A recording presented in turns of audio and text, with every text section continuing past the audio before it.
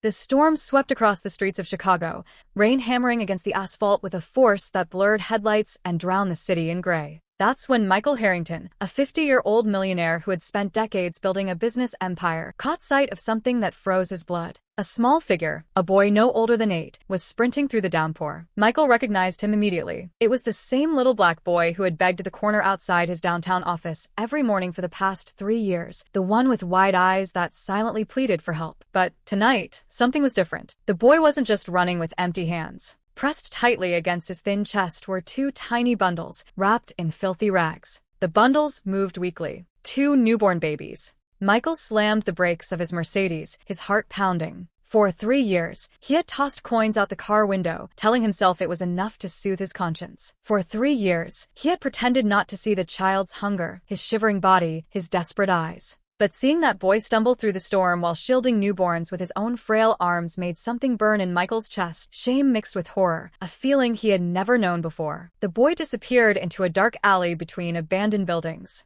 Without thinking, Michael shoved his door open, leaving his car running in the rain. His expensive clothes were instantly soaked, but he didn't care. He followed the faint cries echoing through the shadows until he found a jagged hole in the wall of a condemned building. Through the opening, he saw something that nearly brought him to his knees. The boy had built a makeshift shelter out of cardboard and plastic tarps. Inside, he was carefully trying to feed the infants from a cracked water bottle, his lips dry and bleeding, yet refusing to take a sip for himself. "Show my angels," the boy whispered, his voice hoarse but gentle. "Daddy's here. You'll be okay."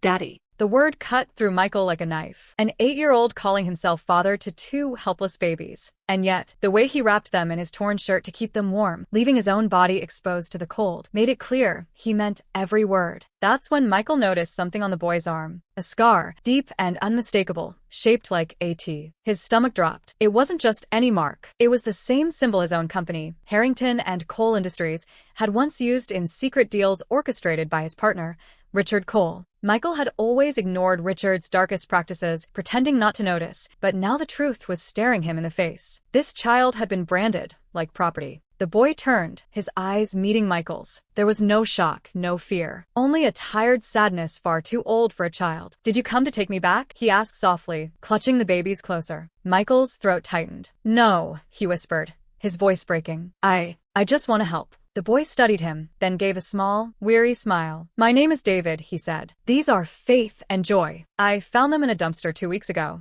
Michael staggered, his mind spinning. 2 weeks. For 2 weeks, this boy had kept 2 abandoned newborns alive on the streets, while Michael had walked past every day, tossing coins, never stopping. "You need food, warmth, safety," Michael said, peeling off his wet coat. "Please let me." "Why now?" David cut him off, his small voice carrying the weight of an accusation. "For 3 years, you saw me begging. 3 years you walked away. What changed tonight?" Michael's chest ached. He had no answer. Or rather, he did, but it was one he couldn't bear to say out loud. It had taken 2 dying babies for him to finally see. "Come with me," Michael pleaded. "My home is safe. There's food, medicine, everything you need." David hesitated. "Do you know a man named Richard Cole?" The name hit Michael like a hammer. Richard, his business partner for 2 decades. The man who had transformed questionable deals into millions. The man Michael had trusted while deliberately ignoring his methods. "Why?" Michael asked carefully. David's jaw tightened. "He killed my mom. She worked at your company. She found out things she wasn't supposed to. Before she disappeared, she told me to run if anything ever happened. He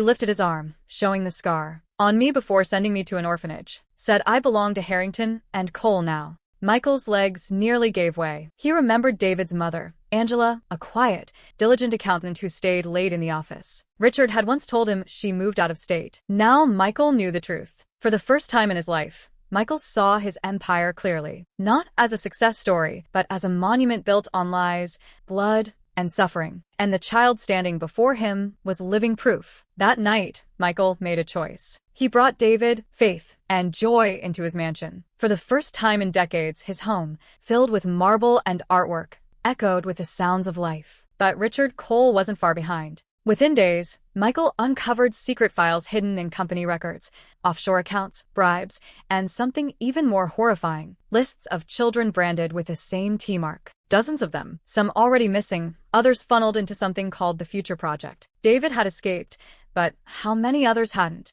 One evening, shadows moved outside the mansion. Voices whispered. Richard had found them. Bring me the boy and the babies, Richard's voice called from the dark. And this ends peacefully. David's eyes flashed with fear, but also with defiance. He doesn't just want me, he whispered. He wants them, too. To replace the children who've grown too old. Then, David revealed his secret. Before escaping the orphanage, he had copied Richard's files. Bank accounts, names, locations, all locked in a digital vault program to release if David didn't enter a code every 72 hours. You can't kill me, David said. If anything happens to me, the whole world will know. Michael felt something shift inside him. For the first time, he wasn't running from guilt. He was standing for justice. When Richard stormed into the house, gun in hand, he didn't expect what happened next. David, hidden in the hall, had already started recording their conversation. Every confession, every crime, was being captured. You've lost, Michael told Richard calmly, even as the barrel of the gun pointed at his chest. The truth is out. It's over. Police sirens wailed in the distance. Richard's face twisted in rage, but the fight was already done. 6 months later, Michael stood in his garden watching David chase Faith and Joy across the grass. Their laughter filled the air,